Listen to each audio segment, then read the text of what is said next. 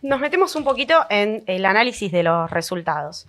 Bueno, fue muy comentado durante toda la semana porque lo que no se verificó es lo que avisoraban la mayoría de las encuestas, que hablaban de un cabeza a cabeza entre Donald Trump y Kamala Harris, y finalmente el dato fue que Donald Trump se impuso muy notoriamente. Los titulares de los principales medios a nivel internacional casi todos repetían el término de que Trump arrasó, porque efectivamente se impuso en la enorme mayoría de los estados, incluso a aquellos que tradicionalmente han sido más fieles en su voto al Partido Demócrata. Por ejemplo, fue muy destacado esto que ocurrió en Nueva York, donde la cantidad de votos que cosechó Trump de la mano del Partido Republicano casi no tienen antecedentes. Trump efectivamente se impuso en la Junta Electoral, se impuso en las dos cámaras, recupera el Senado después de 4 años y obtiene también la mayoría en la Cámara de Representantes, y finalmente la contienda reúne Trump unos 68 millones de votos versus Harris, que reúne unos 63 millones de votos. Una diferencia de 5 millones de votos, es decir, importante, que al mismo tiempo fue decisiva en esto que tanto se hablaba de los swing states o los 7 estados bisagra, que son Georgia, Carolina del Norte, Pensilvania, Michigan, Arizona, Wisconsin, Nevada. Bueno, efectivamente el Partido Republicano se impuso en todos ellos. Incluso muchos hablan de que se derrumbó el muro azul. Ustedes vieron cuando se ve el mapa, te ponen en color rojo los estados, los distritos donde se imponen los republicanos, y el azul es el de los demócratas. Y históricamente Pensilvania, Michigan y Wisconsin eran parte de ese muro azul, que esta vez se tornó de color rojo, a tal punto que ahí siempre había ganado el Partido Demócrata en las últimas 2 décadas. Desde 1992 hasta el 2012, consecutivamente, Trump había logrado imponerse en el 2016 y lo hizo ahora nuevamente en el 2024, pero en el 2020 Biden había logrado recuperar ese cordón para los azules. Bueno, efectivamente lo que ocurrió es que en las zonas rurales de estos estados, donde tradicionalmente los republicanos sacan más votos, crecieron muchísimo en votos, y en las partes industriales o las ciudades donde tradicionalmente le va mejor a los demócratas, esta vez con Kamala Harris sacaron menos votos prácticamente que nunca. Es decir, fue una de las peores performances del Partido Demócrata en esta elección.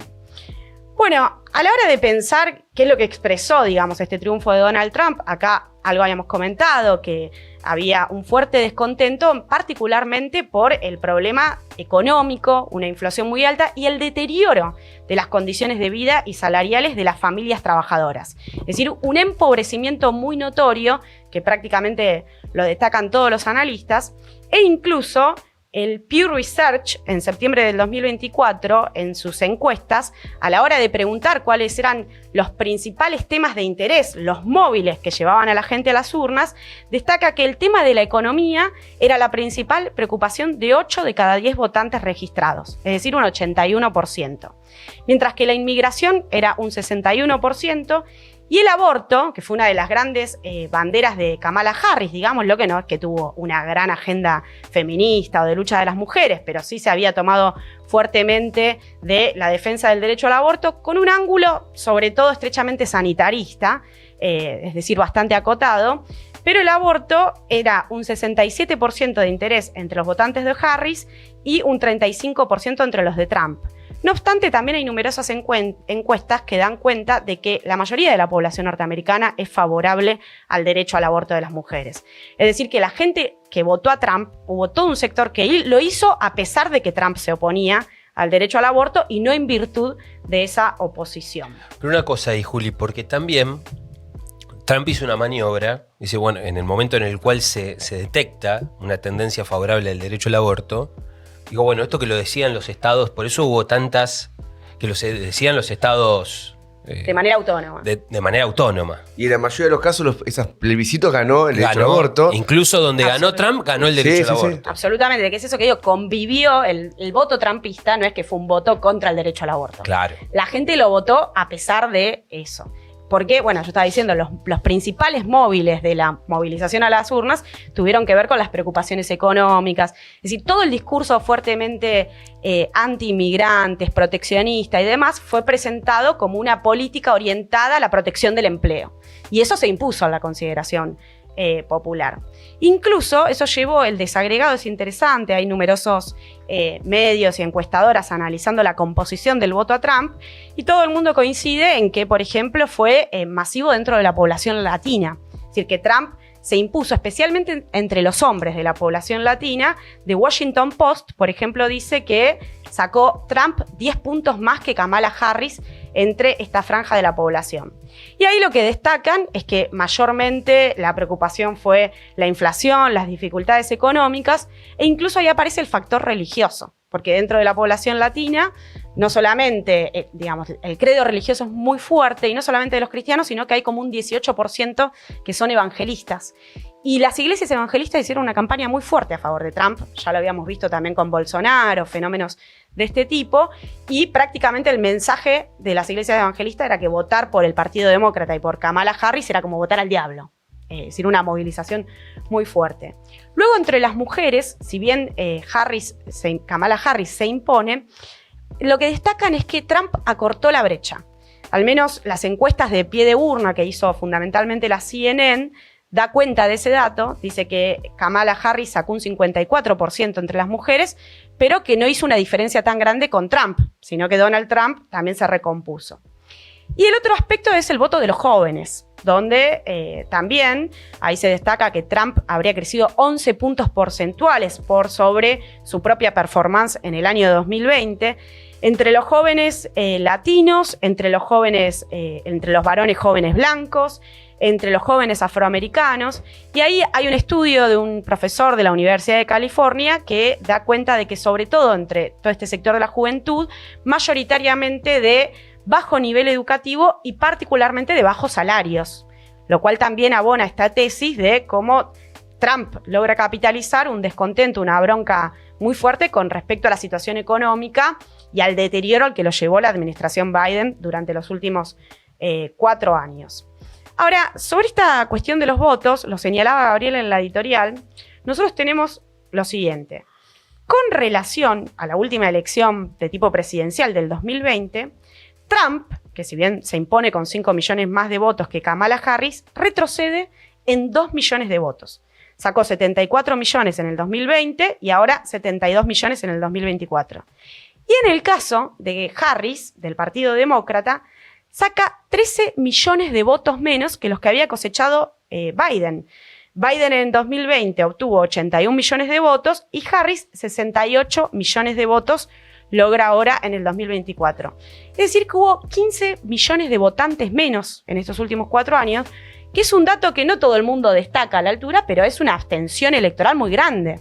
Y eso de alguna manera estaría expresando una impugnación a todo el régimen político, a este modelo bipartidista, es decir, tanto al Partido Demócrata como al Partido Republicano, con un sector muy amplio de la población norteamericana que no fue a las urnas para no acompañar a ninguno de los dos. Y por supuesto que ahí aparecen un montón de elementos. Hay quienes destacan que el Partido Demócrata retrocedió mucho en los sectores progresistas, también por su férreo compromiso con el genocidio en Palestina. Kamala Harris, sionista antes que cualquier otra cosa, igualmente que Biden, ella era la vice de Biden, así que es una continuidad. Todos estos sectores no iban a votar a Trump, sino que no votaban a nadie. No votaban a nadie, una continuidad, digamos, de esa administración. Y vieron, aparte, Netanyahu salió a felicitar especialmente a Donald Trump, a reivindicarlo como su amigo, etcétera. Más allá de que el Partido Demócrata se arrastró a los pies del Estado de Israel de manera muy notoria. Entonces, bueno, estos son datos muy sobresalientes. Después tenemos que ya, digamos, lo que se evidencia es que Donald Trump va a avanzar en una suerte de política de un ejecutivo muy fuerte y un régimen de tipo policial. Ya anunció una reforma educativa lo hemos escuchado acá con Milei, contra el adoctrinamiento, por otro lado el copamiento del Departamento de Justicia, así que se viene una política bonapartista muy fuerte de estas características. Y antes de terminar este apartado, quería retomar algo de lo que destacaba Gabriel con respecto a las declaraciones de Bernie Sanders, ¿no? Que efectivamente él sale a decir, bueno, la clase trabajadora le dio la espalda a los demócratas en las urnas porque el Partido Demócrata se las había dado. Pero no solo que no presentó una candidatura independiente, él hizo campaña por Kamala Harris. De hecho, acaba de ser electo senador por 4º mandato consecutivo en Vermont, gracias a integrar y ser parte de la campaña y la lista de Kamala Harris. Digo, también para ver los límites de este tipo de expresiones hacia el interior del Partido Y Demócrata. no presentó candidatura independiente cuando fue candidata a Hillary Clinton, que le había hecho una interna muy destacada. Muy destacada, Sí. había hecho una gran elección, estaba peleando a ganar la interna demócrata. Sí, se sacaban lo que llaman los superdelegados, Claro, que es una especie de aristocracia del Partido Demócrata que vota sin que lo elija nadie, que están los expresidentes, los ex no sé qué corno, en los electos estaba cabeza a cabeza. cabeza a cabeza. Y podría haber presentado una candidatura independiente, medio rompiendo el bipartidismo. Y no lo hizo. Y E incluso muchos decían que si se hubiera presentado y Ganaba si hubiera sido Sanders el candidato, le hubiera ganado a Trump sí, pero sacaba muchos votos a Trump. Mucha gente votó a Trump contra Hillary. contra Hillary. Sí. Bueno, vemos un poco el tema. No sé si querían agregar algo sobre esto. No, es interesante lo de los votos. Claro, Un la dato caída. sí, una caída. El Partido Demócrata es una Derrumbe. Una catástrofe. catástrofe. Sí. Muchos dicen también que, claro, ella fue electa de una manera muy irregular. Porque en Estados Unidos vos tenés que ganar una interna. Ella no ganó ninguna interna. Y tenías un problema que si sacaban a Biden antes, un país que tiene dos guerras, que está peleando de alguna manera, vos creas un vacío de poder. Porque Era no un que no se factor de presenta desestabilización. no se presenta porque el tipo está imposibilitado de ser candidato porque no puede gobernar ahora.